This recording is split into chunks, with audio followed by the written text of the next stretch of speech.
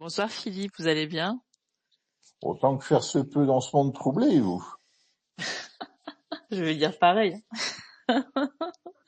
Ouais, ouais, on fait aller quoi. Je regarde. Voilà, je suis un Ouais, peu en observation en ce moment. on est d'accord. Ouais, ouais, je suis un peu, j'attends. Voilà.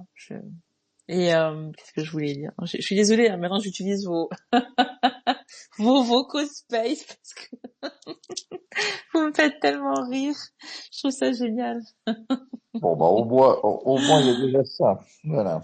Non, non, ça me fait beaucoup rire. Vraiment, vraiment. Ah, il faut, C'est, il faut rigoler avant que le ciel nous tombe sur la tête, chantait Henri Salvador. oui, ça arrive. Hein.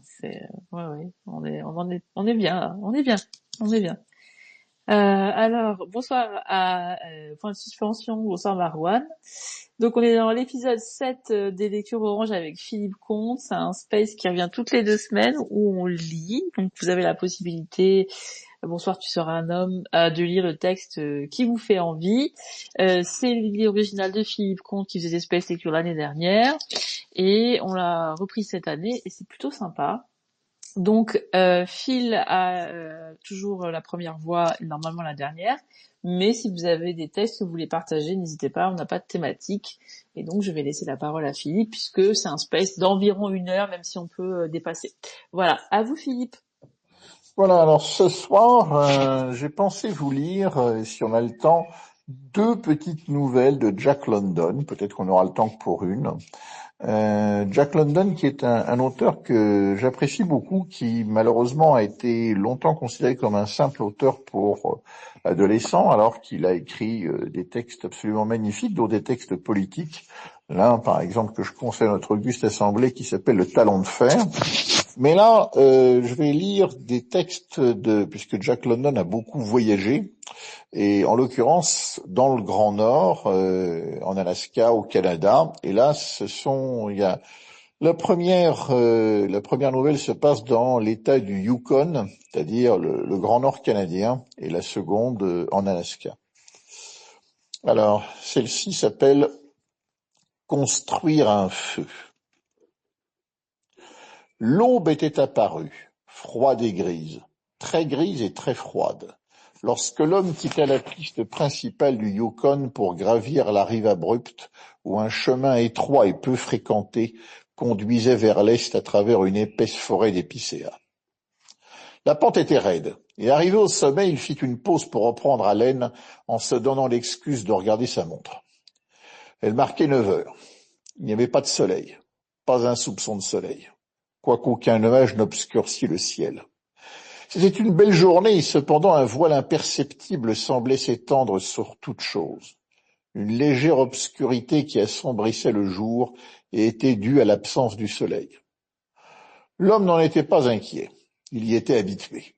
Cela faisait des semaines qu'il n'avait pas aperçu le soleil, et il savait qu'il faudra encore quelques autres jours avant que le globe joyeux, dans sa marche vers le sud, apparaisse un instant au-dessus de l'horizon pour disparaître aussitôt à la vue. L'homme se retourna pour jeter un regard sur le chemin qu'il venait de parcourir. En dessous de lui s'étendait le Yukon, large d'1 mille et prisonnier sous 3 mètres de glace. Et cette glace elle-même était ensevelie sous 3 pieds de neige. Toute cette neige immaculée était agitée de molles ondulations à l'endroit où les blocs s'étaient formés lors du gel du fleuve. Vers le nord et vers le sud, aussi loin que son œil pouvait porter, c'était partout une blancheur infinie, à l'exception d'une mince ligne sombre qui serpentait du sud au nord, contournant 2 îles couvertes d'épicéas avant de disparaître. Ce trait sombre, de la minceur d'un cheveu, était la piste. La piste principale qui conduisait vers le sud, à 500 milles, vers le Chilcot, Daya et l'eau de l'océan, et vers le nord, à 70 milles, à Dawson, puis à 1 millier de milles, à Nulato, pour finir à Saint-Michael, sur la mer de Bering, 1,5 millier de milles plus loin. Mais tout cela, la mystérieuse ligne de la piste se perdant dans les lointains, l'absence de soleil dans le ciel, le froid terrible qui sévissait, l'atmosphère étrange du paysage, ne troublait nullement notre homme. Non qu'il y fût habitué de longue date. Il était un nouveau venu dans le pays, un tchétchako, et c'était son premier hiver. Mais il n'avait aucune imagination. Doué d'un esprit vif face aux réalités de la vie, il ne s'intéressait qu'à ces réalités, et non à leur sens. 50 degrés au-dessous de zéro, ça veut dire 80 degrés de gel. Il était incommodé par ce froid, voilà tout. Cela ne le poussait pas à méditer sur sa fragilité personnelle, ni sur la fragilité de l'être humain en général, qui ne peut supporter les excès du chaud et du froid. Et cela ne l'entraînait pas non plus à risquer des hypothèses sur l'immortalité et la place de l'homme dans l'univers. 50 degrés au-dessous de zéro, c'était un gel dont la morsure faisait mal, et dont il importait de se préserver avec des mitaines, des oreillettes, des mocassins bien chauds et d'épaisses chaussettes. 50 degrés au-dessous de zéro, c'était un fait, et rien de plus. L'idée ne lui serait jamais venue d'aller chercher plus loin. S'apprêtant à continuer sa route, il cracha, juste pour se rendre compte. Il y eut un craquement aigu, pareil à une petite explosion qui le fit sursauter. Il cracha de nouveau. Pour la seconde fois avant d'avoir pu atteindre la neige, sa salive crépita dans l'air. L'homme n'ignorait pas qu'à 50 degrés au-dessous de zéro, un crachat crépitait sur la neige. Mais là, il avait crépité dans l'air. Le froid, sans doute, dépassait maintenant moins de 50 degrés. De combien? Il ne le savait pas. Au fond, peu importait la température. Il se rendait au vieux Clem sur la branche gauche de Anderson Creek, où les gars l'attendaient. Venant de la région de l'Indian Creek, ils avaient franchi la ligne de partage des eaux alors que lui même avait fait un détour afin d'explorer les possibilités d'obtenir des rondins au printemps sur les îles du Yukon. D'après ses prévisions, il atteindrait le camp vers 6 heures du soir. La nuit serait déjà tombée assurément, mais il se retrouverait en société, autour d'un feu, et un dîner bien chaud l'attendrait. Pour ce qui était du déjeuner, il porta la main sur une grosse bosse qui faisait saillie sous sa veste. Sous la chemise, à même sa peau nue, il y avait un paquet de biscuits enveloppés dans un mouchoir. C'était le seul moyen de les empêcher de geler. Il sourit, satisfait en songeant que chacun de ces biscuits, après avoir été fondu en deux, avait été trempé dans de la graisse de lard et renfermé une tranche généreuse de bacon frit. Il s'engouffra sous les grands épicéas. La piste était à peine tracée. Un pied de neige était tombé depuis le passage du dernier traîneau. Il se réjouissait de voyager à pied avec une charge légère. En fait, il ne portait rien d'autre que le déjeuner enveloppé dans son mouchoir. Ce froid, pourtant, le surprenait. De sa main, sans la sortir de la mitaine, il se frotta le nez, qui était tout engourdi, puis les pommettes. Sûr qu'il faisait pas chaud. Il portait une barbe épaisse, mais dont les poils ne pouvaient protéger ses pommettes saillantes, ni son nez qui pointait agressif dans l'air glacé.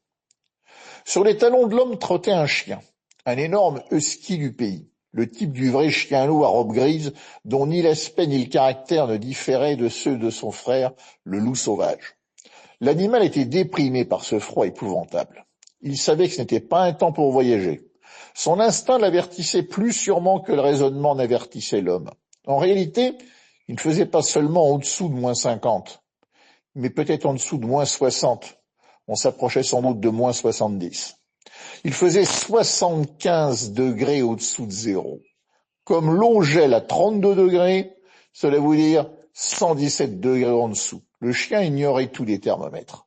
Peut-être n'avait-il pas nettement conscience du froid extrême que le cerveau de l'homme. Mais la bête avait son instinct. Une crainte vague et menaçante s'était emparée d'elle et la poussait à se glisser derrière l'homme. Elle guettait ardemment tous ses gestes inhabituels, comme si elle s'attendait à le voir établir un camp ou chercher quelque part un abri pour y construire un feu. Le chien avait appris le feu. Il en voulait, ou alors s'enfouir sous la neige pour s'y pelotonner bien au chaud à l'abri de l'air. Son haleine humide et glacée avait poudré finement de givre sa fourrure. Ses bajoux, son museau et ses cils étaient particulièrement blanchis par le cristal de son haleine. La barbe et la moustache rousse de l'homme étaient également gelées, mais avec une matière plus solide. Les dépôts y étaient de glace, et son épaisseur augmentait à chaque expiration. L'homme, de plus, chiquait, et la muselière de glace lui fermait si bien les lèvres qu'il lui était impossible d'abaisser le menton quand il crachait le jus du tabac.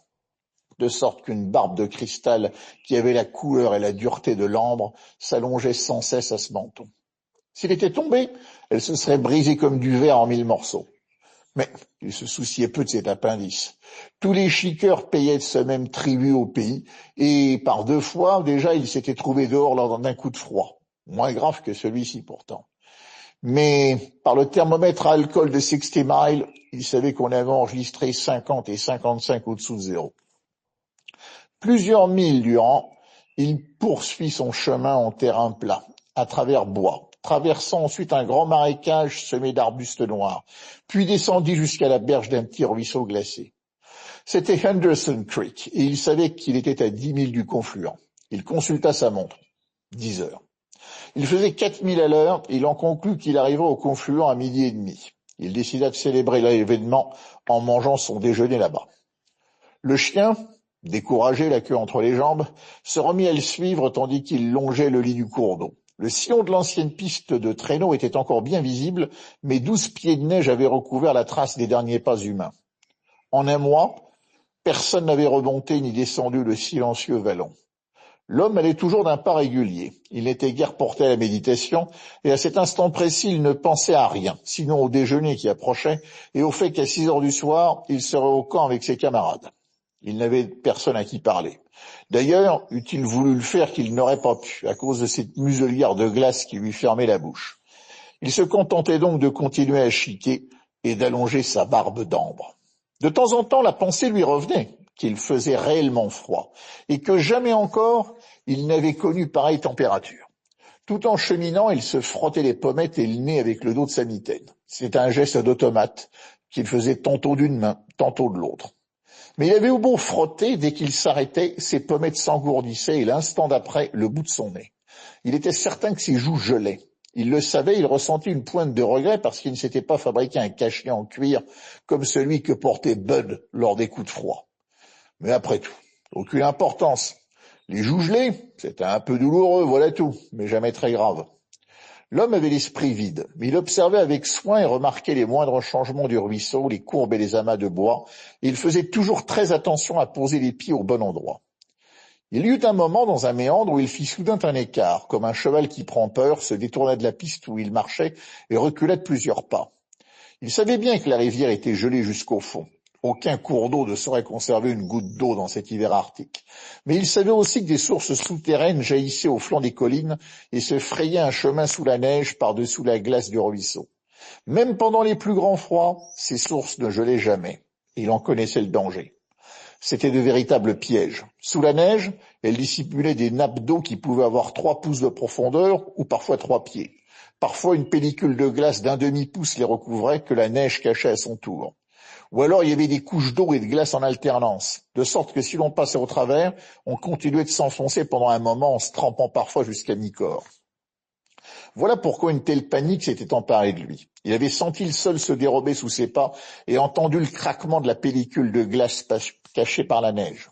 Or, par cette température, avoir seulement les pieds mouillés pouvait causer de graves ennuis. Au mieux, cela l'aurait retardé en l'obligeant à s'arrêter pour construire un feu, ce qui lui permettait de rester pieds nus tout en faisant sécher ses chaussettes et ses mocassins.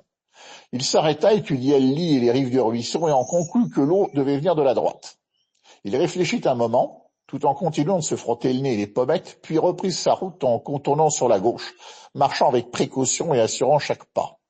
Une fois hors de danger, il mit dans sa bouche une nouvelle chique et reprit sa marche à 4 milles à l'heure. Durant les 2 heures qui suivirent, il rencontra encore plusieurs de ces pièges. En général, au-dessus de ces nappes d'eau masquées, la neige légèrement affaissée avait une apparence cristalline qui l'avertissait du péril.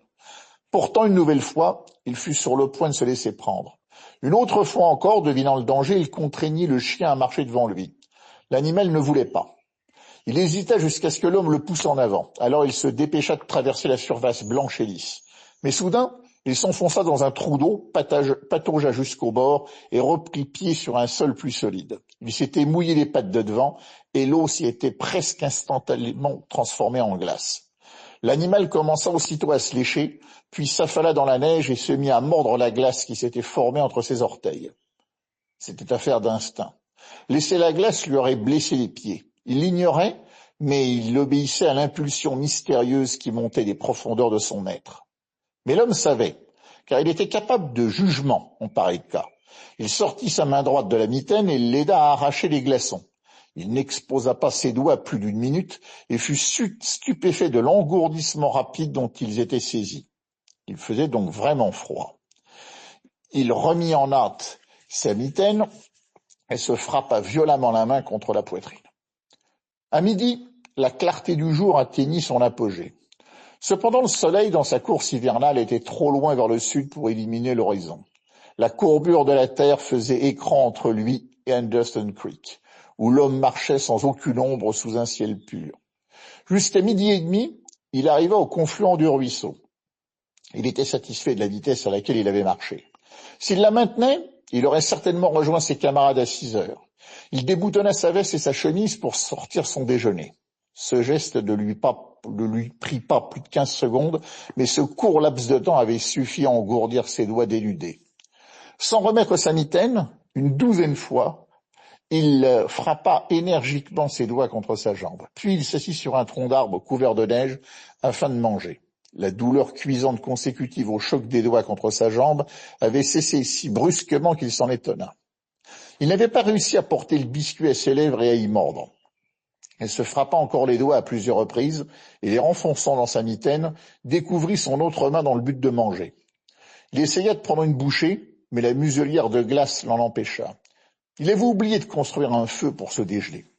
Il se mit à ricaner en songeant à sa stupidité et en même temps il remarqua que ses doigts exposés à l'air s'engourdissaient.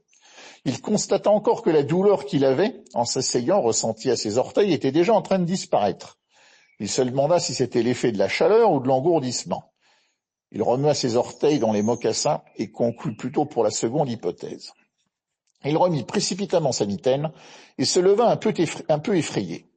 Il battit la semelle jusqu'à ce que la douleur lui revienne aux pieds. Sûr qu'il faisait froid, pensa-t-il. L'homme de Selfshaw Creek n'avait pas menti en lui disant à quel point on avait froid parfois dans ce pays. Dire qu'il s'était moqué de lui. Cela montrait qu'on ne doit pas être trop sûr de soi. Pas d'erreur possible, il faisait vraiment froid. Il continua à marcher de long en large, à taper des pieds, à battre des bras, jusqu'à ce que la chaleur revienne et le rassure. Alors, il sortit des allumettes et entreprit de construire un feu. Dans les broussailles où la crue du printemps dernier avait apporté quantité de petites branches aujourd'hui desséchées, il trouva le bois qui lui était nécessaire. Travaillant avec prudence, il obtint d'abord un petit feu qui bientôt se mit à ronfler. Alors il fit fondre la glace qui lui couvrait la figure et se mit à manger des biscuits. Pour le moment, il avait eu raison du froid. Le chien, satisfait lui aussi, s'allongea assez près de la flamme, mais suffisamment loin pour éviter de se roussir les poils. Son déjeuner terminé, l'homme bourra sa pipe et la fuma tranquillement.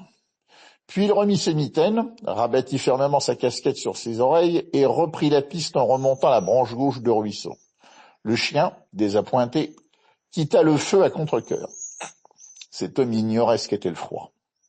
Peut-être qu'aucune des générations qui l'avaient précédé ne connaissait le froid. Le vrai froid. Un froid de 50 degrés au-dessous de zéro. Il n'en avait pas de même du chien. Tous ses ancêtres à lui le connaissaient et lui avaient transmis ce savoir. Il savait qu'il n'était pas bon de s'aventurer au loin par des températures aussi terribles. C'était le moment au contraire de se coucher bien douillettement au fond d'un trou, dans la neige, et d'attendre qu'un rideau de nuages se déploie dans l'espace, là d'où provenait ce froid. D'autre part, il n'existait entre le chien et l'homme aucune réelle intimité. L'un était l'esclave de l'autre, et les seules caresses qu'il en recevait étaient celles du fouet et de tous les sons rauques et menaçants qui annonçaient les coups. Aussi, le chien ne fit-il aucun effort pour communiquer son appréhension à l'homme. Le bien-être de l'homme ne le regardait pas. C'était pour lui-même qu'il souhaitait retourner auprès du feu. Mais l'homme siffla et parla au chien comme lorsque le fouet va claquer. Et le chien reprit place derrière lui et le suivit.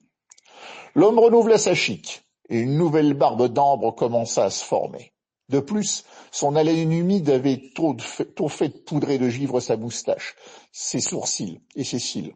Sur la branche gauche de Henderson Creek, les sources semblaient moins nombreuses. Pendant une demi-heure, l'homme n'en aperçut aucune trace. Puis, l'événement arriva.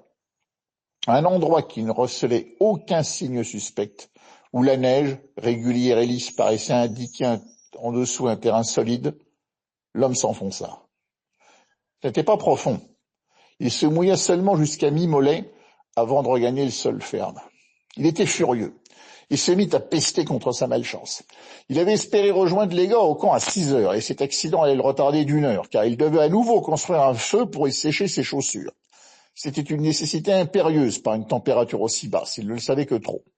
Il se dirigea vers la berge du cours d'eau qu'il gravit. Et mêlé aux broussailles parmi les troncs de plusieurs petits épicéas, se trouvait un amas de bois déposé par les crues, surtout des branches et des brindilles, mais aussi d'assez grandes quantités de bois mort et des fines herbes sèches de l'année précédente. Il disposa sur la neige plusieurs gros morceaux pour servir de foyer et empêcher la petite flamme de se noyer dans la neige qu'elle ferait fondre. Il fit prendre le feu en grattant une allumette sur un fragment d'écorce de bouleau qu'il saisit dans sa poche. Il s'embrasa encore mieux que du papier. Il le plaça sur le bois et alimenta la jeune flamme avec des brins d'herbe sèches et de plus petites brindilles. Il agissait sans hâte et avec prudence, pleinement conscient du danger qu'il courait. Graduellement, et à mesure qu'elle grandissait, il jetait à la flamme des bouts de bois de plus en plus gros. Accroupi dans la neige, il tirait les brindilles enchevêtrées dans les broussailles et en nourrissait directement la flamme. Il savait qu'il lui était interdit d'échouer. Lorsque le thermomètre marque -60, on ne doit pas se permettre à la première tentative de ne pas pouvoir construire ce feu, surtout si on a les pieds mouillés. Avec les pieds secs, si on échoue, il suffit de courir sur la piste pendant un demi-mille pour se réchauffer. Mais à cette température, lorsque les pieds sont mouillés et en train de geler, il ne sert à rien de courir pour réactiver la circulation. On a beau foncer comme un dératé, les pieds mouillés n'en geleront que plus fort. Tout cela, l'homme le savait. Le vétéran de Sulphur Creek l'en avait averti à l'automne, et il appréciait maintenant ses conseils. Déjà, il ne sentait plus ses pieds. Pour construire son feu, il avait dû quitter ses mitaines, et ses doigts s'étaient très vite engourdis. Tant qu'il avait marché à l'allure de 4000 à l'heure, la circulation du sang, du cœur aux extrémités, s'était accomplie normalement. Mais, dès l'instant où il s'était arrêté, la pompe cardiaque avait ralenti son action. Le froid de l'espace s'abattait sur cet endroit non protégé de la planète, et lui-même l'y recevait de plein fouet. Le sang de son corps refluait devant ce froid. Ce sang était vivant, comme le chien. Et comme lui, il voulait s'abriter et se protéger de ce froid épouvantable. Tant qu'il avait fait du 4000 à l'heure, il avait bon gré, malgré, pompé ce sang vers la surface. Mais à présent, il refluait au plus profond de son être. Les extrémités furent les premières à sentir son absence. Ses pieds mouillés gelèrent très vite. Ses doigts nus s'engourdirent très vite et pourtant, il n'avait pas encore commencé de geler. Son nez, ses joues, gelaient déjà et sa peau sur tout son corps se glaçait en perdant son sang. Mais il était sain et sauf. Ses orteils, son nez, ses joues seraient à peine atteints par le gel, car le feu commençait à flamber superbement. Il l'alimentait avec des brindilles grosses comme son doigt. Le moment approchait où il allait pouvoir lui ajouter des branches grosses comme son poignet. Alors il pourra enlever ses chaussettes humides, et pendant qu'elles sécheraient, il réchaufferait ses pieds nus à la chaleur du feu, après les avoir frictionnés, bien entendu avec de la neige. Le feu avait réussi. Il était donc sauvé. Il songea au conseil du vétéran de Sulphur Creek et sourit. Cet homme lui avait très sérieusement expliqué que personne au Klondike ne doit voyager seul au-delà de -50. D'après lui, c'était une loi absolue. Eh bien, lui, il se trouvait là. L'accident était survenu, il était seul, mais il s'était tiré d'affaire. Ces anciens, certains du moins, songea-t-il, n'étaient que des femmelettes. L'essentiel était de ne pas perdre la tête, et tout allait bien. Tout homme digne de ce nom pouvait voyager seul. Tout de même, c'était surprenant que ses joues et son nez gelaient si vite. Et il n'aurait jamais pensé que ses doigts puissent s'engourdir en si peu de temps. Ils étaient sans vie car c'était à peine qu'il pouvait les remuer pour saisir une brindille. Il semblait ne plus faire partie de son corps, de lui-même. Lorsqu'il touchait un bout de bois, ses yeux devaient contrôler s'il le tenait ou non. Le courant était coupé entre lui et l'extrémité de ses doigts. Mais peu importe, au fond. Le feu était là, crépitant et craquant, et chacune de ses flammes dansantes promettait la vie. Il se mit à délacer ses mocassins. Ils étaient recouverts de glace, ses épaisses chaussettes allemandes ressemblaient à des gaines de fer jusqu'à mi-mollet, et les lacets étaient comme des fils d'acier tous tordus et noués comme par un incendie. Il tira dessus pendant un moment avec ses doigts gourds. Puis, se rendant compte de sa sottise, il sortit son couteau de son fourreau. Mais avant qu'il eût pu couper les lacets, le second événement arriva. C'était de sa faute. Ou plutôt, il avait commis une erreur. Il n'aurait pas dû faire son feu sous l'épicéa, mais à découvert. Seulement, c'était plus pratique pour tirer les brindilles des broussailles et les jeter directement dans le feu. Or, l'arbre sous lequel il avait fait le feu, avait les branches chargées d'une épaisse masse de neige. Depuis plusieurs semaines, le vent n'avait pas soufflé et chaque branche portait tout ce qu'elle pouvait porter. Chaque fois qu'il avait tiré une brindille, il avait communiqué à l'arbre une légère agitation, une agitation imperceptible pour ce qu'il concernait, mais suffisante cependant pour provoquer le désastre. Ce fut d'abord, tout au fait de l'arbre, une branche qui déversa sa charge de neige. Elle tomba sur les branches du dessous, qui déversèrent à leur tour la leur. La chute continua de proche en proche, s'étendant à l'arbre entier. Elle grandit comme une avalanche et s'abattit sans crier gare sur l'homme et sur son feu. Et le feu s'éteignit. Là où il brûlait, il ne restait plus qu'un manteau informe de neige fraîche. L'homme fut consterné comme si on venait de le condamner à mort. Pendant un moment, il demeura assis, les yeux fixés sous le foyer disparu. Puis il redevint très calme. Peut-être que le vétéran de Sulphur Creek avait dit vrai. S'il avait avec lui un compagnon de piste, il n'aurait couru aucun danger. Ce compagnon aurait construit le feu, mais c'était à lui de le refaire à présent. Et cette fois, il n'avait plus droit à l'erreur. Même s'il réussissait, il y laisserait sans doute quelques orteils. Ses pieds devaient être maintenant profondément gelés, et il faudrait du temps pour préparer le second feu. Voilà à quoi il songeait, mais il ne s'attarda pas à ses réflexions. Tout le temps où elles lui passèrent par l'esprit, il s'activa.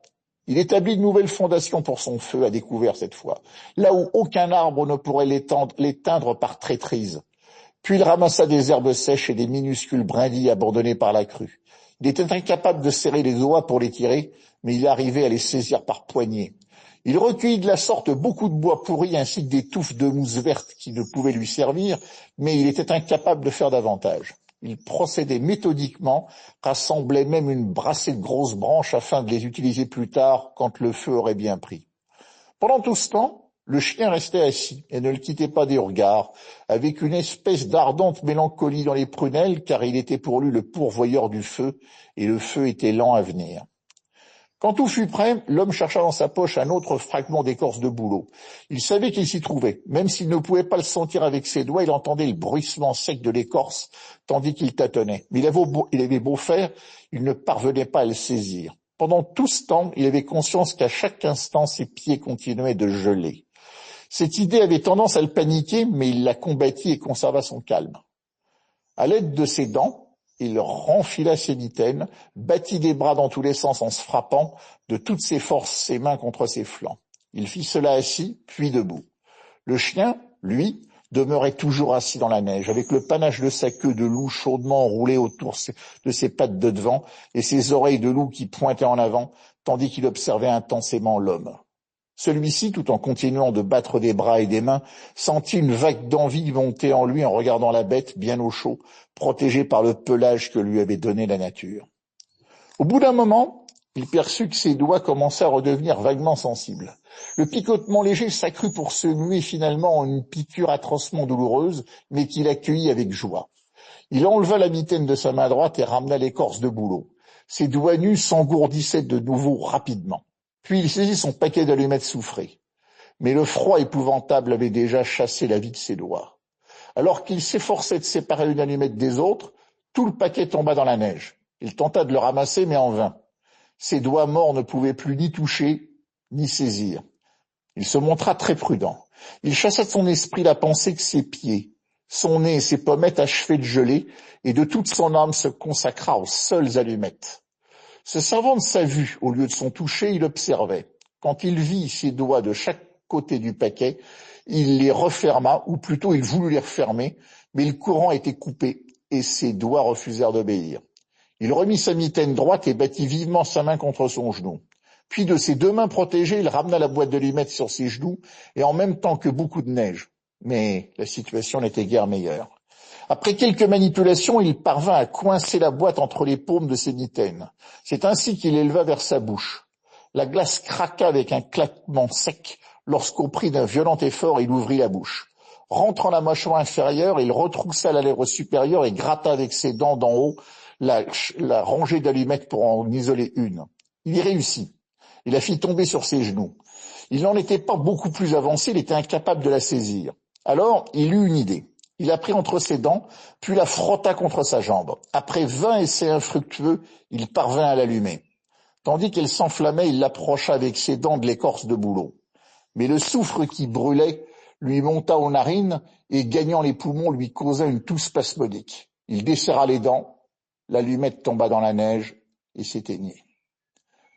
Le vieil homme de Sulphur Creek avait raison, songea-t-il, dans le moment de désespoir qui suivit. Mais qu'il maîtrisa vite, au-delà de -50, on ne doit jamais voyager sans être accompagné. Il battit des mains, mais sans faire revenir aucune sensation. Brusquement, il les découvrit toutes les deux en enlevant les mitaines avec ses dents. Entre ses paumes, il saisit toute la boîte. Les muscles de ses bras, qui n'étaient pas encore gelés, lui permirent de serrer fermement les paumes contre les allumettes. Puis, il frotta contre sa jambe.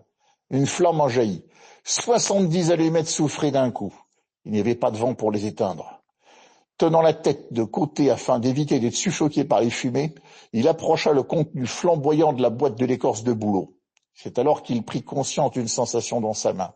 C'était sa chair qui brûlait. Il pouvait le sentir en profondeur sous l'épiderme. La sensation se transforma en une douleur qui s'intensifia. Pourtant, il la supportait, tenant maladroitement les allumettes contre l'écorce. Elles avaient du mal à s'embraser, car ses propres mains brûlaient et accaparaient la flamme. Enfin, n'y pouvant plus tenir, il lâcha tout. Les allumettes tombèrent en grésillant dans la neige, mais l'écorce de bouleau flambait. Il se mit à étendre sur la flamme des herbes sèches et les plus petites brindilles. Il ne pouvait choisir en les ramassant, car il devait soulever la matière inflammable entre ses paumes. Des petits morceaux de bois pourri et de la mousse verte adhéraient aux brindilles, et il les éliminait tant bien que mal avec ses dents. Il nourrissait la flamme avec soin, mais gauchement. Elle signifiait la vie. Il ne fallait pas qu'elle périsse. Comme le sang se retirait de l'extérieur de son corps, il s'est mis alors à frissonner, ce qui ne faisait qu'aggraver sa maladresse. Une grosse touffe de mousse verte tomba en plein sur le petit feu. Du bout des doigts, il tenta de la repousser, mais les tremblements qui l'agitaient tout entier provoquaient un mouvement trop brusque qui dérangea le centre du foyer. Les herbes qui brûlaient les petites brindilles se dispersèrent. Il s'efforça de les rassembler de nouveau, mais en dépit de ses efforts intenses, son tremblement l'emporta et les brindilles s'éparpillèrent irrémédiablement. Chacune laissa échapper une dernière fumée, puis s'éteignit. Le pourvoyeur de feu avait échoué. En jetant autour de lui un regard atone, il aperçut par hasard le chien, qui se tenait assis dans la neige de l'autre côté du petit foyer ruiné. Il s'agitait, la mine inquiète, faisant le dos rond, soulevait légèrement l'une après l'autre ses pattes de devant, portant son poids en alternance sur l'une et sur l'autre avec une mélancolie impatiente. La vue du chien fit naître dans sa tête une idée de sauvage. Il se remémora l'histoire de ce voyageur qui, pris dans le blizzard, avait tué un bouvillon et avait eu la vie sauve en s'abritant derrière sa carcasse. Il tuerait le chien et enfouirait ses mains dans son cadavre encore chaud jusqu'à ce que le rengourdissement disparaisse. Alors il pourrait allumer un autre feu. Il parla au chien, l'appela. Mais il y avait dans sa voix une peur étrange qui effraya l'animal, parce qu'il n'avait jamais entendu parler de cette façon. Cela cachait quelque chose, et sa nature soupçonneuse perçut le danger. Il ne savait lequel au juste, mais quelque part dans sa cervelle, la crainte de l'homme apparut. Au son de cette voix, il aplatit les oreilles, son dos s'arrondit encore davantage et il se dandina sur ses pattes de devant de manière plus prononcée, mais il n'irait pas vers l'homme. Alors celui-ci se mit à quatre pattes et rampa vers le chien. Cette posture inhabituelle accrut encore la défiance de l'animal, qui s'éloigna furtivement. L'homme s'assit dans la neige pendant un moment, s'efforçant de retrouver son calme. Puis, il renfila ses mitaines avec l'aide de ses dents et se releva. Il regarda d'abord le sol afin de s'assurer qu'il était vraiment debout, car il ne sentait plus ses pieds et n'aurait pas pu dire s'il touchait terre. Sa position verticale aurait suffi à rassurer le chien. Et quand il lui parla d'une voix impérieuse qui claquait comme un fouet, l'animal retrouva sa soumission coutumière et s'avança vers lui. Dès qu'il fut à sa portée, l'homme perdit son sang-froid. Il tendit les bras vers le chien et éprouva une réelle surprise en découvrant que ses mains étaient incapables de rien saisir, que ses doigts ne pouvaient plus se plier ni éprouver de sensation. Sur le moment, il avait oublié qu'ils étaient gelés, qu'ils gelaient même de plus en plus. Toute la scène s'était déroulée rapidement, et avant que l'animal ait pu s'échapper, il lui entoura le corps de ses bras. Il s'assit dans la neige et retint de cette malheur le chien qui se débattait en grondant et en gémissant. Mais c'est tout ce qu'il pouvait faire, le tenir dans ses mains et s'asseoir là. Il comprit qu'il ne pourrait pas tuer le chien. Il n'en avait pas le moyen. Ses mains impuissantes ne lui permettaient ni de dégainer et de tenir son couteau, ni d'étrangler l'animal. Il le relâcha. Affolé, le chien se sauva à toute vitesse, la queue entre les jambes, en grondant toujours. À une distance d'une 40aine de pieds, il s'arrêta et l'observa avec curiosité, les oreilles pointées en avant. L'homme regardait ses mains pour voir où elles étaient. Elles pendaient au bout de ses bras. Il fut frappé d'être obligé d'utiliser sa vue pour découvrir où elles se trouvaient. Il se mit à agiter les bras en tous sens en battant ses mains gantées de mitaines contre ses flancs. Il le fit 5 bonnes minutes avec violence, et son cœur pompa à 700 jusqu'aux extrémités de son corps pour faire cesser le tremblement.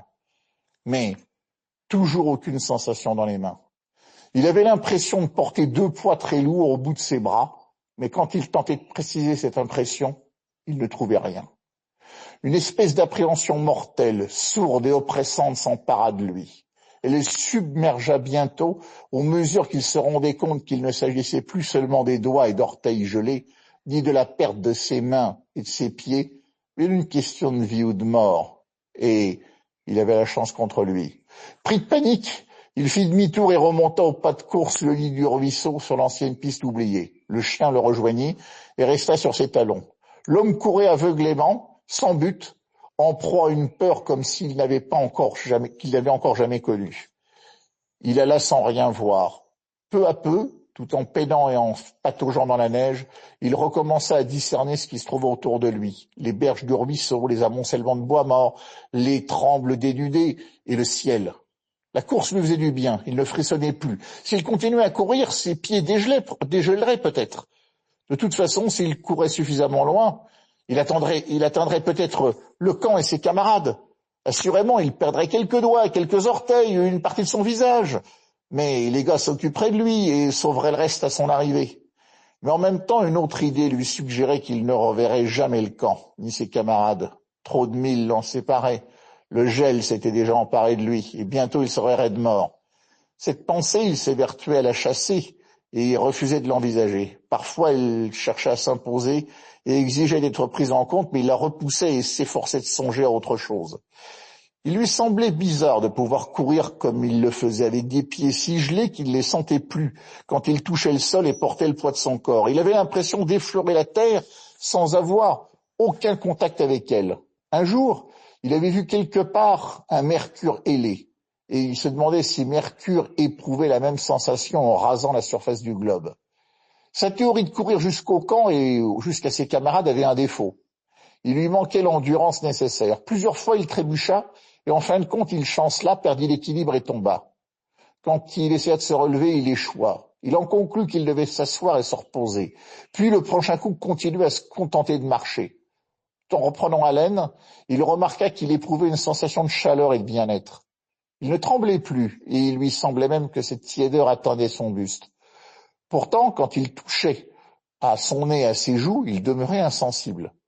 Courir ne les dégèlerait pas, non plus que ses mains et ses pieds. Alors, l'idée lui vint que les parties gelées de son corps devaient être en train de s'étendre. Il essaya de chasser cette idée, de l'oublier, de penser à autre chose, car il sentait bien qu'elle le paniquait, il avait peur de cette panique. Mais l'idée s'affirmait obsédante au point de produire une vision de son corps totalement gelé. C'en était trop, et il reprit sur sa piste sa course éperdue. À un moment, il ralentit, se remit au pied de marche, mais la pensée du gel qui progressait le fit courir de nouveau. Et pendant tout ce temps, le chien suivait sur ses talons, à la même allure. Lorsqu'il tomba pour la 2e fois, l'animal replia sa queue sur ses pattes de devant, et assis en face de lui, il le fixait d'un regard étrange et impatient.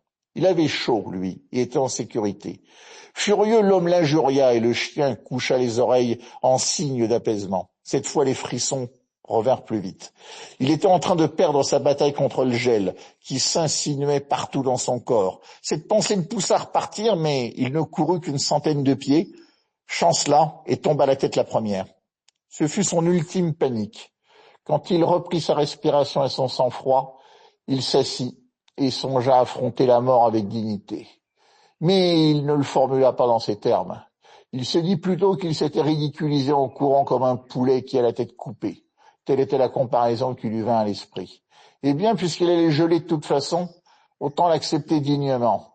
Ayant retrouvé la paix de l'esprit, à ressentir les premières atteintes de somnolence. Bonne idée, songea-t-il, de s'endormir dans la mort. C'était comme si on prenait un anesthésiant. Geler n'était pas aussi pénible qu'on le croyait. Il y avait beaucoup d'autres morts bien plus pénibles. Il imagina ses camarades, le lendemain, en train de trouver son cadavre. Soudain, il se vit avec eux, explorant la piste et se cherchant lui-même. Et toujours avec eux, à un coudé de la piste, il découvrait son corps gisant dans la neige. Il ne s'appartenait plus, car même à ce moment-là, il était en dehors de lui-même, debout avec les gars, en train de se regarder dans la neige. Pas sûr qu'il faisait froid, songea-t-il. Quand il serait de retour aux États-Unis, il pourrait raconter aux copains ce que c'était un vrai froid. Puis il revit le vétéran de Sulphur Creek. Il le voyait nettement, bien au chaud, en train de fumer sa pipe. « Tu as raison, vieille bique, lui murmura-t-il, tu avais raison. » Alors l'homme s'assoupit dans un sommeil qui lui parut le meilleur et le plus agréable qu'il eût jamais connu. Assis en face de lui, le chien attendait, le jour bref qui se terminait par un long et lent crépuscule. Rien n'indiquait qu'on allait allumer un feu. Du reste, jamais le chien n'avait connu d'homme qui reste assis de cette façon dans la neige sans en faire un.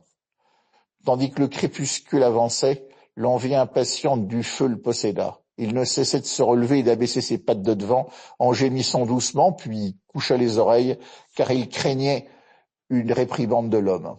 Mais ce dernier restait silencieux. Ensuite, le chien gémit plus fort.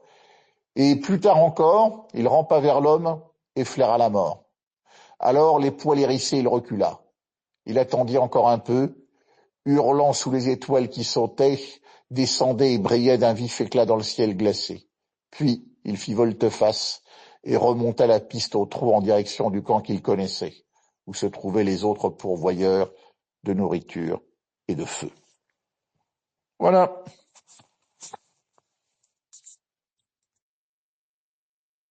Ah, quand même, mais en fait, je vais vous dire, j'ai mal aux mains maintenant à cause de vous.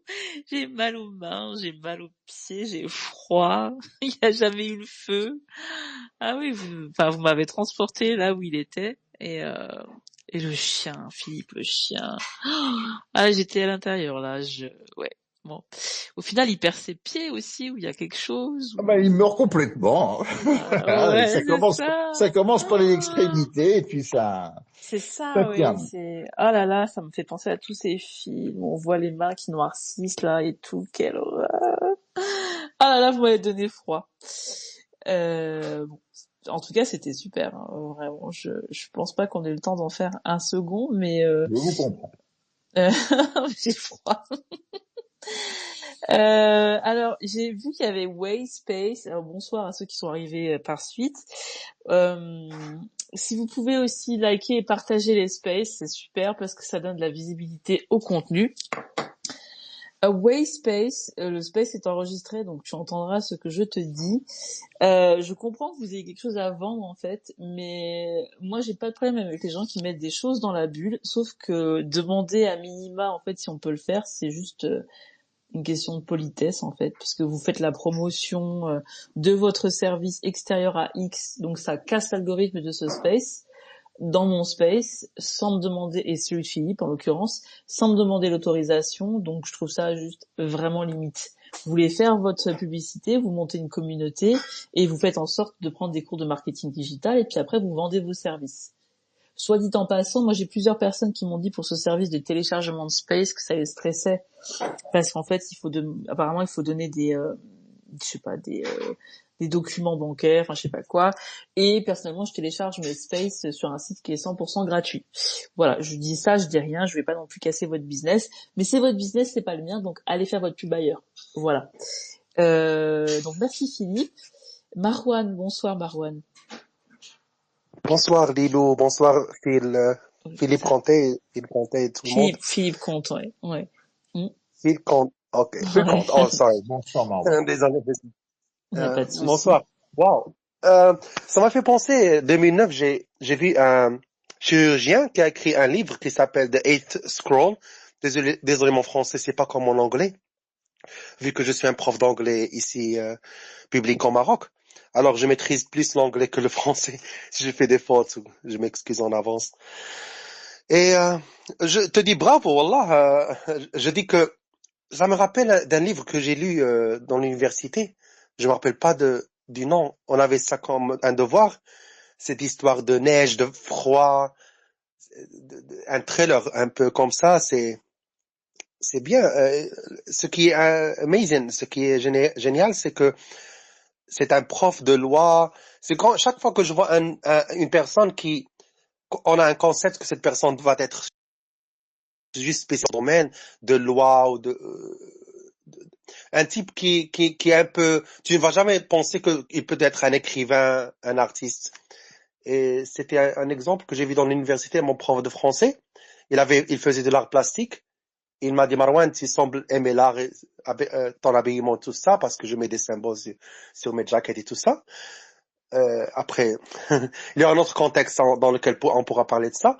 Mais il m'a invité à son exhibit. Il avait une exhibition, je sais pas en français le mot. Exposition. Et exposition, oui, merci Lilo.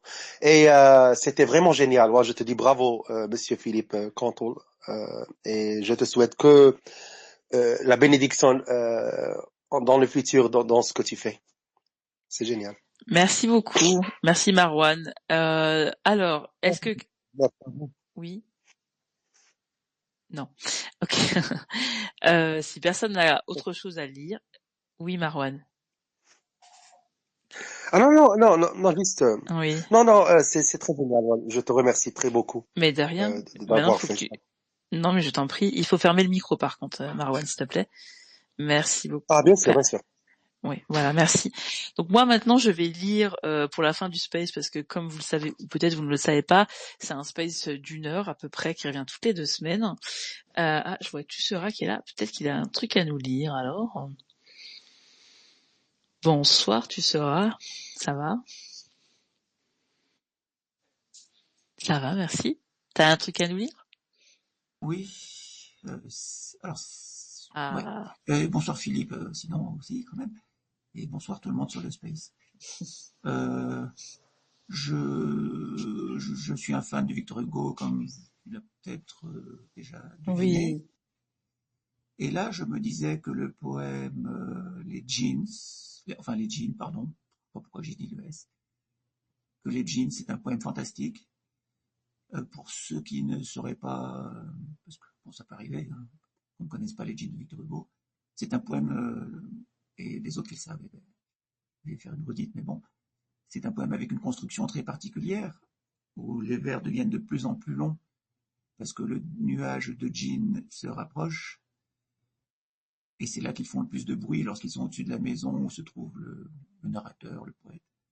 Et ensuite, les vers deviennent de plus en plus courts, parce qu'ils s'en vont. Et alors voilà, c'est une idée absolument géniale. C'est toujours avec la langue de Victor Hugo. Enfin voilà, j'ai découvert ce poème quand j'étais adolescent au collège. Cette semaine, dans ma classe d'ailleurs, pour l'anecdote, j'ai fait choisir à mes élèves de CM parmi 4 poésies. Il y en avait une où, bon, je n'aurais pas donné toute la poésie parce qu'elle est très longue, mais j'avais sélectionné quelques strophes de ce poème, les jeans. Et, et en conséquence d'avoir fait ça cette semaine en classe, je me suis dit, tiens, tout à l'heure tu m'as envoyé un message, parce que j'avais encore oublié, tu m'as envoyé un message en me disant, il y a mon space ce soir. Je me suis dit, ah ben tiens, si je faisais les jeans que j'ai fait cette semaine en classe. Enfin voilà. Donc c'est un petit peu long comme poésie, mais si vous en êtes d'accord, eh ben, je vais me lancer dans la chose. Avec plaisir.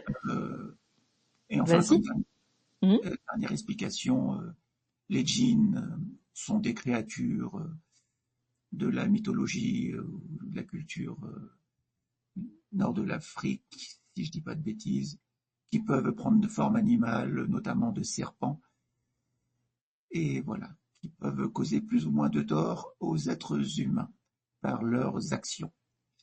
Voilà, je vais me taire parce que c'est déjà moins 10. J'en ai peut-être pour 3 à 4 minutes. Voilà. Et puis les loups après. Non, mais t'inquiète pas, on n'est pas aux pièces, y a pas de souci. On t'écoute, avec plaisir. C'est parti. Victor Hugo. Les djinns. Murs, villes et ports, asile de mort, mer grise où brise la brise, tout dort. Dans la plaine naît un bruit, c'est l'haleine de la nuit. Elle brame comme une âme qu'une flamme toujours suit. La voix plus haute semble un grelot, D'un nain qui saute, c'est le galop.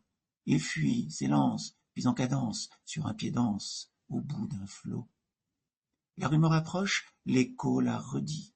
C'est comme la cloche d'un couvent maudit, comme un bruit de foule qui tonne et qui roule, et tantôt s'écroule, et tantôt grandit. Dieu, la voix sépulcrale des djinns, quel bruit ils font! Fuyons sous la spirale de l'escalier profond. Déjà s'éteint ma lampe, et l'ombre de la rampe, qui, le long du mur rampe, monte jusqu'au plafond. C'est l'essaim des djinns qui passent et tourbillonnent en sifflant. Les ifs, que leur vol fracasse, craquent comme un pain brûlant. Leur troupeau, lourd et rapide, volant dans l'espace vide, semble un nuage livide qui porte un éclair au flanc.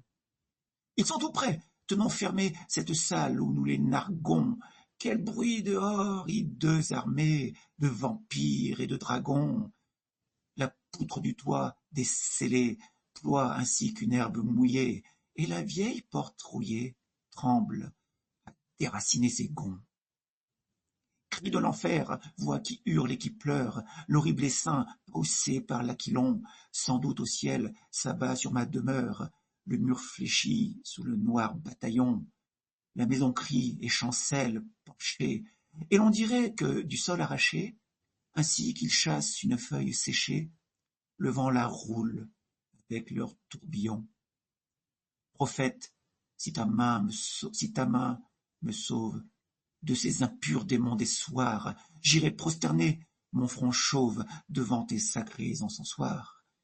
Fais que sur ces portes fidèles meure leur souffle d'étincelles, et qu'en vain l'ongle de leurs ailes grince et crie à ces vitraux noirs. Ils sont passés, leurs cohortes s'envolent et fuient, et leurs pieds cessent de battre ma porte de leurs coups multipliés. L'air est plein d'un bruit de chaînes, et dans les forêts prochaines frissonnent tous les grands chênes sur leur vol de feu pliés. De leurs ailes lointaines le battement décroît, si confus dans les plaines, si faible que l'on croit ouïr la sauterelle crier d'une voix grêle, ou pétiller la grêle sur le plomb d'un vieux toit. D'étranges syllabes nous viennent encore, ainsi des Arabes quand sonne le cor. Un chant sur la grève par instant s'élève, et l'enfant qui rêve fait des rêves d'or. Les djinns funèbres, fils du trépas, dans les ténèbres pressent leurs pas. Leur essaim gronde, ainsi profonde, murmure une onde qu'on ne voit pas. Ce bruit vague qui s'endort, c'est la vague sur le bord. C'est la plainte presque éteinte d'une sainte pour un mort. On doute, la nuit, j'écoute, tout fuit, tout passe, l'espace efface le bruit. Victor Hugo.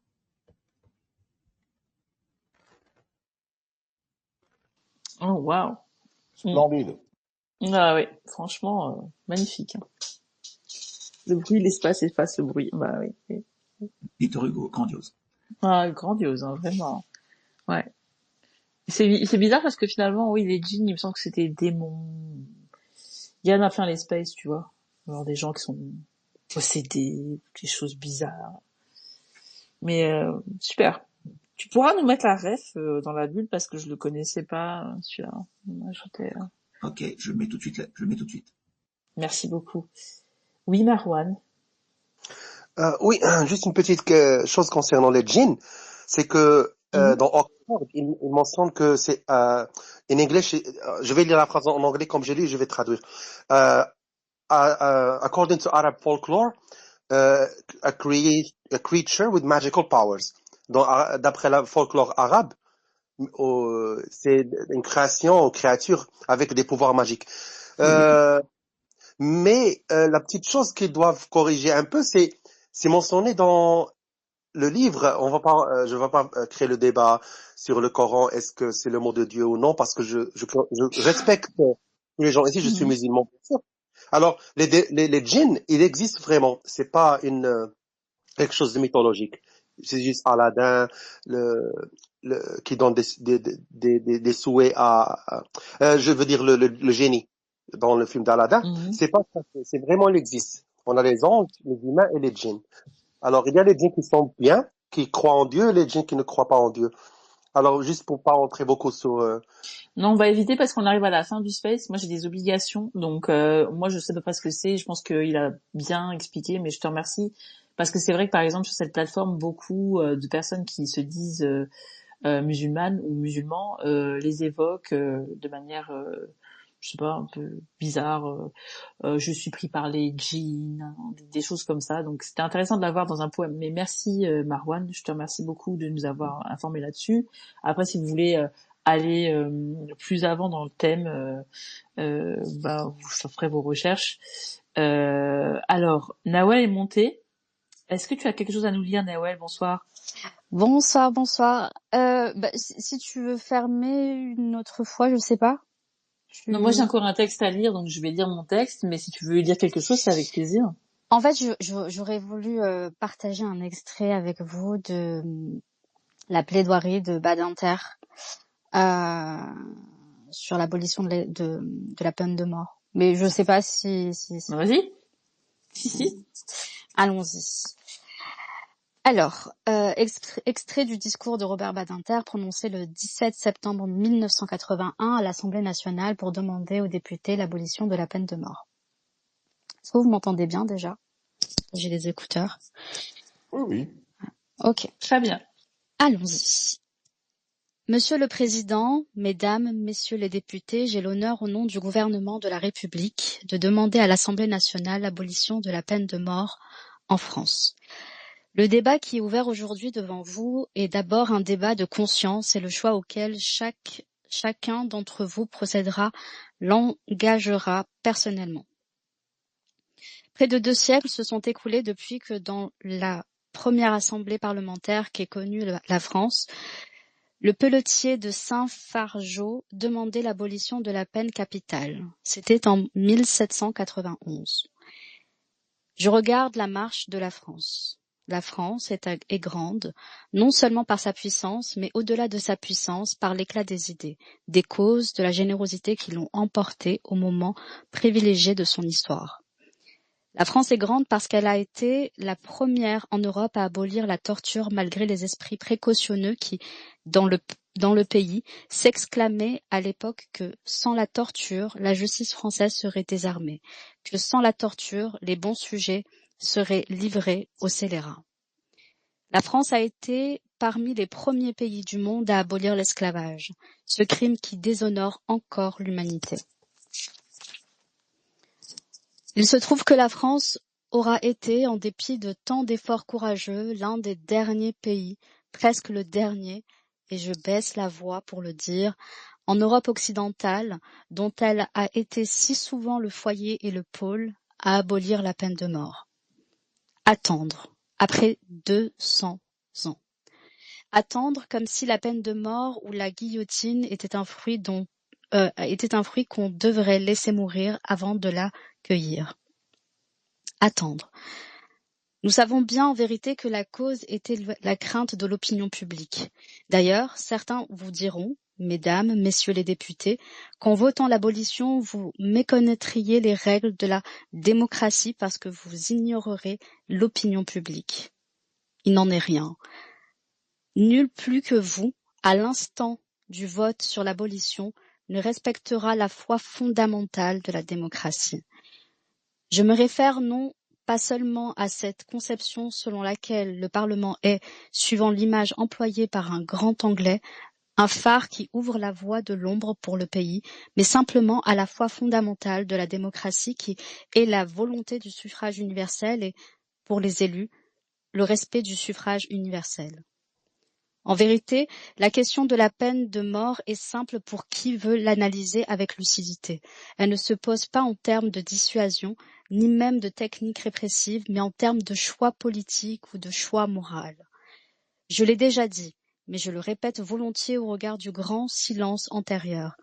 Le seul résultat auquel ont conduit toutes les recherches menées par les criminologues et les contestation de l'absence de lien entre la peine de mort et l'évolution de la criminalité sanglante. Il n'est pas difficile d'ailleurs, pour qui veut s'interroger loyalement, de comprendre pourquoi. Si vous y réfléchissez simplement, les crimes les plus terribles, ceux qui saisissent le plus la sensibilité politique, et on le comprend, ceux qu'on appelle les crimes atroces, sont commis le plus souvent par des hommes emportés par une pulsion de violence et de mort qui abolit jusqu'aux défenses de la raison. À cet instant de la folie, à chaque instant de passion meurtrière, l'évocation de la peine, qu'elle soit de mort ou qu'elle soit perpétuelle, ne trouve pas sa place chez l'homme qui tue. Qu'on ne me dise pas que ceux-là, on ne les condamne pas à mort. Il suffirait de reprendre les annales des dernières années pour se convaincre du contraire. Olivier, exécuté, dont l'autopsie a révélé que son cerveau présentait des anomalies frontales, et Karen, et Rousseau, et Garceau. Quant aux autres, les criminels dits de sang-froid, ceux qui pèsent les risques, ceux qui méritent le profit et la peine, ceux-là, jamais vous ne les retrouverez dans les situations où ils risquent l'échafaud. Truands raisonnables, profiteurs du crime, criminels organisés, proxénètes, trafiquants, mafiosi, jamais vous ne les trouverez dans ces situations-là. Jamais. Ceux qui interrogent les annales judiciaires, car c'est là où s'inscrit dans sa réalité la peine de mort, savent que dans les 30 dernières années, vous n'y trouverez pas le nom d'un grand gangster. Si l'on peut utiliser cet adjectif en parlant de ce type d'homme, pas un seul ennemi public n'y aura ni a jamais figuré. En fait, ceux qui croient à la valeur dissuasive de la peine de mort méconnaissent la vérité humaine. La passion criminelle n'est pas plus arrêtée par la peur de la mort que d'autres passions ne le sont qui, celles-là, sont nobles. Et si la peur de la mort arrêtait les hommes, vous n'auriez ni grands soldats, ni grands sportifs. Nous les admirons, mais ils n'hésitent pas devant la mort. D'autres, emportés par d'autres passions, n'hésitent pas non plus. C'est seulement pour la peine de mort qu'on invente l'idée que la peur de la mort retient l'homme dans ses passions extrêmes. Ce n'est pas exact. Je vous dirai pourquoi, plus qu'aucun autre, je puis vous affirmer qu'il n'y a pas dans la peine de mort de valeur dissuasive. Sachez bien que, dans la foule qui, autour du palais de justice de Troyes, criait au passage du buffet de Bantam, à mort buffet, à mort Bantam, se trouvait un jeune homme qui s'appelait Patrick Henry. Croyez-moi, à ma stupéfaction, quand je l'ai appris, j'ai compris ce que pouvait signifier, ce jour-là, la valeur dissuasive de la peine de mort. Et pour vous qui êtes des hommes d'État, conscients de vos responsabilités, croyez-vous que les hommes d'État, nos amis, qui dirigent le sort et qui ont la responsabilité des grandes démocraties occidentales, aussi exigeantes que soit en eux la passion des valeurs morales qui sont ceux des pays de liberté, croyez-vous que ces hommes responsables auraient voté l'abolition ou n'auraient pas rétabli la peine capitale s'ils avaient pensé que celle-ci pouvait être de quelque utilité par sa valeur dissuasive contre la criminalité sanglante? Ce serait leur faire injure que de le penser. Il suffit en tout cas de vous interroger très concrètement et de prendre la mesure de ce qu'aurait signifié exactement l'abolition si elle avait été votée en France en 1974. Quand le précédent président de la République confessait volontiers, mais généralement en privé, son aversion personnelle pour la peine de mort. L'abolition, votée en 1974 pour le septennat qui s'est achevé en 1981, qu'aurait-elle signifié pour la sûreté et la sécurité des Français? Simplement ceci. 3 condamnations à mort, qui se seraient ajoutées aux 333 qui se trouvaient actuellement dans nos établissements pénitentiaires. 3 de plus. Lesquels? Je vous rappelle Christian Ranucci. Il n'aurait garde d'insister. Il y a trop d'interrogations qui se lèvent à son sujet et ces 3 interrogations suffisent pour toute conscience éprise de justice à condamner la peine de mort. Jérôme Carin, débile ivrogne, qui a commis un crime atroce, mais qui avait pris pour par la main devant tout le village la petite fille qu'il allait tuer quelques instants plus tard, montrant par là même qu'il ignorait la force qui allait l'emporter. Enfin, Djamboubi, qui était unijambiste et qui, quelle que soit l'horreur et le terme n'est pas trop fort de ses crimes, présentait tous les signes d'un déséquilibré et qu'on a emporté sur l'échafaud après lui avoir enlevé sa prothèse. Loin de moi l'idée d'en appeler à une pitié posthume. Ce n'est ni le lieu ni le moment. Mais ayez simplement présent à votre esprit que l'on s'interroge encore à propos de l'innocence du premier, que le deuxième était un débile et le troisième un unijambiste. Peut-on prétendre que si ces trois hommes se trouvaient dans les prisons françaises, la sécurité de nos concitoyens se trouverait de quelque façon compromise? C'est cela la vérité, et c'est la mesure exacte de la peine de mort. C'est simplement cela. La question ne se pose pas, et nous le savons tous, en termes de dissuasion ou de technique répressive, en termes de politique et surtout de choix moral. Que la peine de mort ait une signification politique, il suffirait de regarder la carte du monde pour la contester. Les choses sont claires. Dans la majorité écrasante des démocraties occidentales, en Europe particulièrement, dans tous les pays où la liberté est inscrite dans les institutions et respectée dans la pratique, la peine de mort a disparu. Dans les pays de liberté, la loi commune et l'abolition, c'est la peine de mort qui est l'exception. Partout dans le monde, et sans aucune exception, où triomphe la dictature et le mépris des droits de l'homme, partout vous y trouverez inscrit, en caractère sanglant, la peine de mort. Voilà la première évidence. Dans le pays des libertés, l'abolition est presque partout la règle. Dans les pays où règne la dictature, la peine de mort est partout pratiquée. Ce partage du monde ne résulte pas d'une simple coïncidence, mais exprime une corrélation. La vraie signification politique de la peine de mort, c'est bien qu'elle précède de l'idée que l'État a le droit de disposer du citoyen jusqu'à lui retirer la vie. C'est par là que la peine de mort s'inscrit dans les systèmes totalitaires.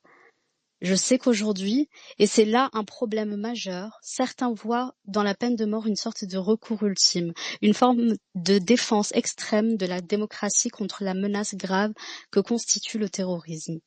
La guillotine, pense-t-il, protège éventuellement la démocratie au lieu de la déshonorer. Cet argument précède d'une méconnaissance complète de la réalité. En effet, l'histoire montre que s'il est un type de crime qui n'a jamais reculé devant la menace de mort, c'est le crime politique. Et, plus spécialement, s'il est un type de femme ou d'homme que la menace de mort ne saurait faire reculer, c'est bien le terrorisme. D'abord, presque qu'il l'affronte au cours de l'action violente. Ensuite, parce que, au fond de lui, il éprouve cette trouble fascination de la violence et de la mort, celle qu'on donne, mais aussi celle qu'on reçoit. Le terrorisme qui, pour moi, est un crime majeur contre la démocratie et qui, s'il devait se lever dans ce pays, serait réprimé et poursuivi avec toute la fermeté requise, a pour cri de ralliement, quelle que soit l'idéologie qui l'anime, le terrible crime des fascistes de la guerre d'Espagne. Viva la muerte, vive la mort. Alors croire qu'on l'arrêtera avec la mort, c'est illusion. Allons plus loin. Si dans les démocraties voisines, pourtant en proie au terrorisme... Par contre, je vais devoir te couper, excuse-moi, parce qu'il faut que je lise mon texte et j'ai un call, donc non, mais excuse-moi parce que c'était poignant, mais je le voyais pas aussi loin que ça. Oui, pas de souci. Mais merci beaucoup, très très intéressant forcément. Il y a juste une chose, c'est que The Fallen Angel, c'est-à-dire Pierre, a partagé un article de toi que j'ai enlevé donc de la bulle. Il est parti forcément, qui était de Frontières Média, il me semble. Voilà, oui. Je vais juste te dire, je sais pas, hein, je l'ai supprimé. Et oui. Pour information, vous arrêtez de publier n'importe quoi dans mes spaces parce que sinon je vous vire. Hein, donc voilà. Merci c'est juste beaucoup. ça. Non, il n'y a pas de souci. Merci Comme ça, t'as beaucoup. l'info. Alors, ce qui est hyper intéressant, c'est que tu ne le savais pas. Et alors, je donne aussi un petit disclaimer. Le space commence à 21h. Il est jusqu'à 22h. C'est pas pour toi, Nawel, c'est pour Pierre et d'autres. Si tu peux juste fermer ton micro, merci. Sachez que venir dans un space 10 minutes avant la fin, c'est juste un manque de respect, un manque d'éducation. Donc ne vous attendez pas à ce que je vous donne la parole pour tous ceux qui me l'ont demandé.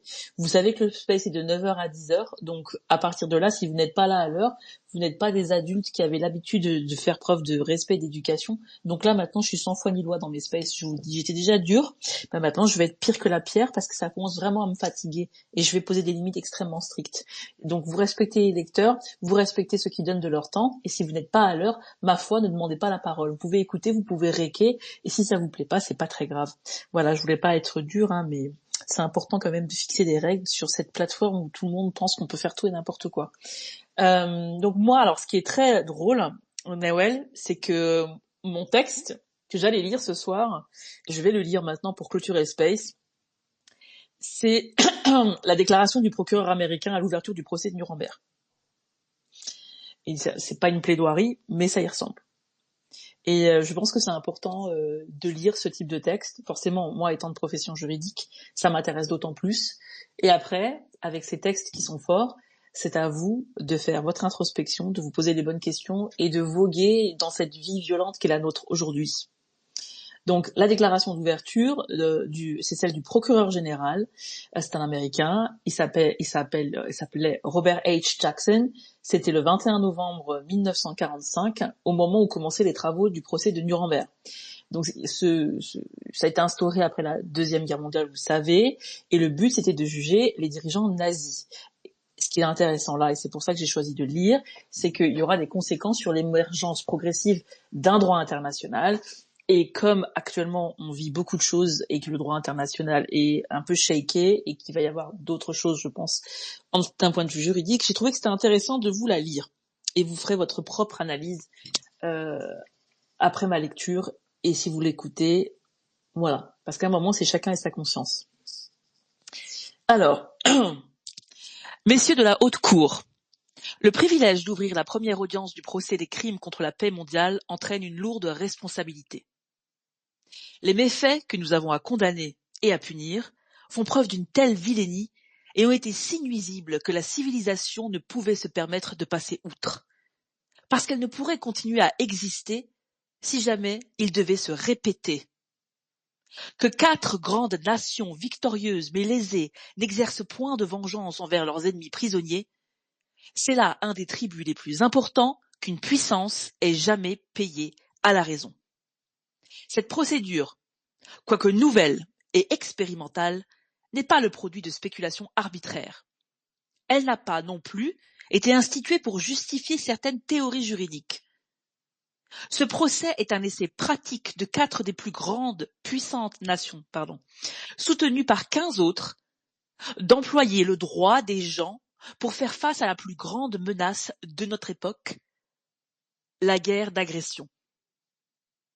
La raison humaine demande que la loi ne réprime pas seulement les crimes commis par des sous-ordres, mais qu'elle atteigne aussi et surtout les chefs qui disposaient du pouvoir et l'ont employé délibérément à des fins de destruction et d'asservissement. Au banc des accusés ne figurent pas seulement ces 20 hommes accablés et accusés autant par l'humiliation de ceux qu'ils dirigeaient que par la misère de ceux qu'ils ont attaqués. Leur pouvoir personnel de faire mal est à jamais écarté. À voir ces tristes personnages au banc des accusés, il est difficile de se les représenter au temps où, dirigeant le parti nazi, ils régnaient sur une grande partie du monde et en menaçaient le reste. En tant qu'individus, ils intéressent peu. Ce qui donne à cette audience une telle importance, c'est que ces accusés représentent des influences néfastes qui, longtemps après que leurs corps seront tombés en poussière, alarmeront toujours le monde. Ils sont les symboles vivants de la haine raciale, du règne de la terreur, de l'arrogance et de la cruauté, de la volonté de puissance. Ils sont les symboles d'un nationalisme et d'un militarisme sauvage, d'intrigues et de préparatifs à une guerre au cours de laquelle des générations entières en Europe ont été transplantés, des hommes exterminés, des foyers détruits et toute l'économie appauvrie. Notre civilisation ne peut admettre aucun compromis avec ces courants maléfiques qui ressurgiraient avec un élan nouveau si nous nous opposions à ces hommes en qui ces courants subsistent toute notre force et notre puissance. Ce que ces hommes représentent, nous allons vous le dévoiler avec patience et modération. Nous allons vous donner des preuves irréfutables des actes inqualifiables qu'ils ont commis. Dans la description et dans la nomenclature des crimes commis, rien ne sera tu de ce qu'ont pu suggérer les besoins pathologiques de cruauté, de puissance et d'orgueil. Ces hommes ont établi en Allemagne, sous le principe d'un chef unique, un règne de terreur nationale socialiste qui n'a trouvé d'égal que du temps des dynasties de la vieille Asie. Ils ont enlevé au peuple allemand toute dignité et toute liberté. En échange, ils ont provoqué en lui une haine profonde et satisfaite contre les Juifs, les catholiques et beaucoup d'autres.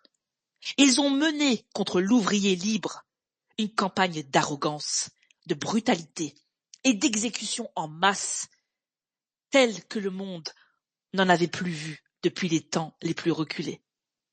Ils ont poussé au paroxysme l'amour-propre du peuple allemand qui prétendait représenter une race de seigneurs et réclamait pour d'autres un esclavage complet. Ils ont entraîné leur peuple à jouer son va-tout pour prendre la domination du monde. Ils ont écrasé leurs voisins.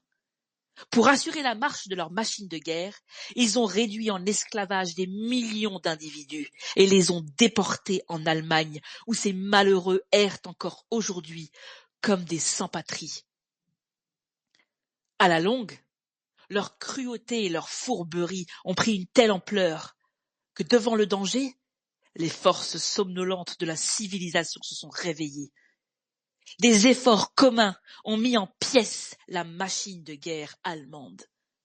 La victoire a vu une Europe libre, mais agonisante.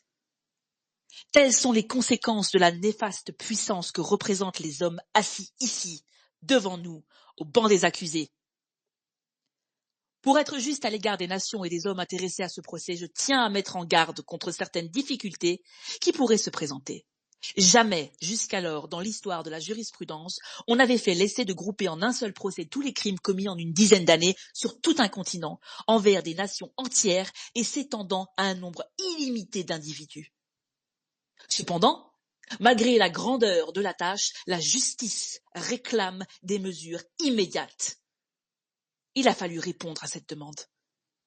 Il y a 8 mois encore, tous nos documents, nos témoignages et nos principaux témoins se trouvaient entre les mains de l'ennemi. La loi n'était pas encore formulée. Aucun tribunal n'était encore constitué. Aucun palais de justice utilisable ne se trouvait ici. Pas une seule pièce des centaines de tonnes de documents officiels allemands n'avait été contrôlée. Aucune délégation d'accusation n'avait été nommée. La majorité des accusés ici présents étaient encore en liberté, et les 4 grandes puissances n'avaient pas encore décidé de les traduire devant ce tribunal. Je serai le dernier à contester que ce procès ne dispose pas de toute la documentation qu'il faudrait, et qu'il ne sera pas un modèle du genre. Mais ce dont nous disposons suffit cependant pour prononcer le jugement que nous vous demanderons. Avant de débuter par les détails de l'acte d'accusation, il est important que nous abordions ici quelques considérations d'ordre général qui pourraient disqualifier ce procès aux yeux de l'opinion publique. 2 questions principales se posent. C'est aux vainqueurs de juger les vaincus? Ou faut-il laisser à ces derniers la tâche de faire justice eux-mêmes? Si ces hommes sont les premiers chefs de guerre d'une nation battue, à être poursuivis au nom de la loi, ce sont aussi les premiers à qui l'occasion soit offerte de défendre leur vie au nom de la loi. Vraiment, le statut de cette cour qui leur permet de se défendre est aussi leur seul espoir. Peut-être ces hommes, à la conscience trouble, dont le seul désir est que le monde les oublie, ne considèrent-ils pas un procès comme une faveur qu'ils ont, étant au pouvoir, rarement accordée à leurs compatriotes. Mais ils ont l'occasion de se défendre. Bien qu'en fait l'opinion publique ait déjà condamné leurs actions, nous convenons qu'ils doivent ici être présumés innocents et nous acceptons la charge de prouver le caractère criminel de leurs actes et la responsabilité de chacun d'eux dans la perpétration de ces actes. Quand je dis que nous ne demandons pas qu'on les condamne sans que nous ayons prouvé leurs crimes, je ne veux pas dire seulement de violations techniques ou fortuites internationales. Nous les accusons pour leur conduite préméditée et calculée, répréhensible sur le plan moral aussi bien que juridique. Nous n'entendons pas par là une conduite naturelle et humaine, même si c'est une façon de tourner les difficultés. Beaucoup d'entre nous auraient pu agir ainsi s'ils s'étaient trouvés dans la situation de ces accusés. Ce n'est pas d'avoir cédé à des faiblesses humaines que nous les accusons. C'est leur conduite anormale et inhumaine qui les a conduits au banc des accusés. Nous ne vous demandons pas de condamner ces hommes d'après le témoignage de leurs ennemis. Il n'y a pas de chef d'accusation qui ne puisse être prouvé par des livres ou des archives. Les Allemands ont toujours été des archivistes méticuleux et les accusés partageaient l'amour teuton de tout enregistrer. Ils ne manquaient pas non plus de vanité. Ils se faisaient souvent photographier au cours de leurs actes. Nous vous montrerons leurs propres films. Vous verrez la façon dont ils se conduisaient et vous entendrez leur voix quand ils vous feront revivre sur l'écran certains événements de leur conspiration. Nous voudrions également préciser que nous n'avons pas l'intention d'incriminer le peuple allemand tout entier. Nous savons que le parti nazi n'est pas arrivé au pouvoir par le vote de la majorité des Allemands. Nous savons qu'il a pris le pouvoir grâce à une alliance néfaste des pires révolutionnaires nazis, des réactionnaires allemands les plus effrénés et des militaristes allemands les plus agressifs. Si le peuple allemand avait accepté de plein gré le programme nazi, le parti n'aurait pas eu besoin au début des troupes d'assaut, ni par la suite de camps de concentration, ni de la Gestapo. Ces deux institutions furent créées aussitôt que les nazis eurent pris le contrôle de l'État allemand. Ce n'est qu'après que ces innovations criminelles eurent fait leurs preuves en Allemagne qu'elles furent utilisées à l'étranger. Le peuple allemand doit savoir que désormais, le peuple des États-Unis n'a pour lui ni peur, ni haine. Il est vrai que les Allemands nous ont appris les horreurs de la guerre moderne. Malheureusement, la nature de ces crimes est telle que, et l'accusation, et le jugement seront imposés par les nations victorieuses à leurs ennemis vaincus. Le caractère mondial des actes d'agression commis par ces hommes n'a laissé que quelques pays réellement neutres. Ou bien les vainqueurs doivent juger les vaincus, ou bien nous devrons laisser aux vaincus le soin de prononcer leur propre jugement. Après la Première Guerre mondiale, nous avons appris combien il était futile de se fier à cette seconde solution. Par suite de la situation importante occupée par ces accusés, de la notoriété de leurs actes et de la possibilité de représailles qui découlent de leur conduite, il est difficile de distinguer s'il s'agit d'une punition juste et mesurée ou de cris de vengeance dus aux angoisses de la guerre. Notre tâche, dans la mesure où cela est humainement possible, sera de faire cette distinction. Il ne nous faudra jamais oublier que les faits sur lesquels nous jugeons ces accusés aujourd'hui sont ceux mêmes sur lesquels l'histoire nous jugera demain. Il faut dans notre tâche que nous fassions preuve d'une intégrité et d'une objectivité intellectuelle telle que ce procès s'impose à la postérité comme ayant répondu aux aspirations de justice de l'humanité. Dès le début, écartons l'argument que traduire ces hommes en justice, c'est commettre à leur égard une injustice qui leur donnerait droit à une considération particulière. Ces accusés sont aux abois, mais ils ne sont pas persécutés. Voyons quelle autre possibilité se présenterait à eux s'ils n'étaient pas jugés. Plus de la moitié de ces prisonniers se sont rendus ou furent capturés par les forces armées des États-Unis. Peuvent-ils espérer que le fait d'être détenus par les Américains soit pour nos ennemis une protection contre la juste colère de nos alliés? Avons-nous sacrifié des vies américaines pour les capturer, pour ensuite leur éviter le châtiment? D'après les principes de la déclaration de Moscou, Ceux qui sont suspects des crimes de guerre ne doivent pas être traduits devant une cour internationale, mais doivent être remis aux différents gouvernements pour être jugés sur le théâtre de leurs crimes. Bon nombre de prisonniers moins responsables et moins coupables, détenus par les Américains, ont déjà et seront à l'avenir livrés aux Nations Unies pour être jugés par des tribunaux locaux. Si ces accusés devaient échapper pour une raison quelconque à la condamnation de ce tribunal, ou s'ils font obstruction ou échec à ce procès, ceux qui sont détenus par les autorités américaines seront livrés à nos alliés européens. Pour ces accusés cependant, nous avons institué un tribunal militaire international et nous avons accepté la charge de participer à un effort complexe afin de leur accorder une audience équitable et sans passion. C'est la meilleure protection accordée à quiconque possède une défense digne d'être entendue. Mais les ruines qui s'étendent du Rhin au Danube démontrent que nous et nos alliés avons été de bons élèves. Si nous ne sommes pas impressionnés par la ténacité des Allemands et leur capacité dans l'art de la guerre, et si nous ne sommes pas persuadés de leur maturité politique, nous respectons certes leur talent dans les arts pacifiques, leur habileté technique et les qualités de discipline et de sobriété et d'application des masses du peuple allemand. En 1933, nous avons vu le peuple allemand recouvrer son prestige dans le monde commercial, industriel et artistique après le recul causé par la dernière guerre. Nous étions témoins de leur progrès sans jalousie ni méfiance. Le contre-coup de l'agression nazie a laissé l'Allemagne en ruine. La facilité avec laquelle les nazis engageaient sans hésitation la parole de l'Allemagne et celle avec laquelle ils rompaient leurs engagements sans vergogne a donné à la diplomatie allemande une réputation de mauvaise foi qui lui nuira pendant des années. La vantardise nazie concernant la race des seigneurs est devenue un sarcasme qui poursuivra les Allemands dans le monde entier pendant plusieurs générations. Le cauchemar nazi a marqué le nom allemand d'un sens nouveau et sinistre dans le monde, ce qui fera piétiner l'Allemagne pendant un siècle. L'Allemagne, tout autant que le monde non allemand, a des comptes à régler avec ses accusés. La guerre, le déroulement de la guerre, motif principal de cette question, appartient à l'histoire. Je vais m'arrêter là parce que c'est un discours qui est extrêmement long. J'avais à cœur de lire un texte un peu différent des romans d'amour que je pouvais lire habituellement. Et je pense que si on considère actuellement la situation internationale et géopolitique, lire ce genre de texte, ça permet de réfléchir et de se poser la question de savoir finalement qu'est-ce qu'on fait, qu'est-ce qu'on a fait et qu'est-ce qu'on a peut-être mal fait. Voilà. Bon voilà, c'était terminé, je pense, le space. On a une demi-heure de retard.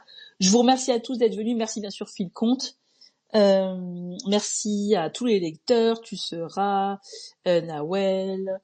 Et puis alors n'hésitez pas la prochaine fois si vous avez envie de lire un texte, et ben vous venez, il y a pas de souci. Hein. Comme ça, c'est toujours enrichissant d'avoir des textes différents et on n'a pas de thématique. Donc on se revoit dans 2 semaines. Ce sera fin mai, je pense, mercredi à 9h. D'ici là, je vous embrasse. Merci Phil, à bientôt et merci à tous.